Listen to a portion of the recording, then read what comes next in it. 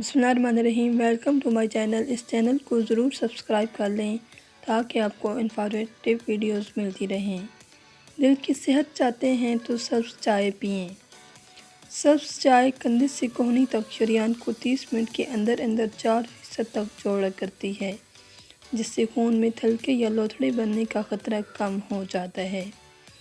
सब्ज़ चाय कोलेस्ट्रॉल और फिशार खून को कम करती है और जिगर में बनने वाली ख़तरनाक एंजाइम्स को महदूद करती है। सब्ज़ चाय कैंसर से भी बचाती है।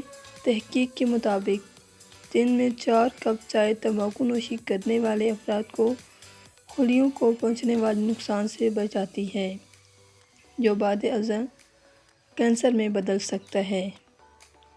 दिन में 3 से 4 कप सब्ज़ चाय नोशी मुमकिन दिल के अमराज से तहफ़्फ़ुज़ देती है।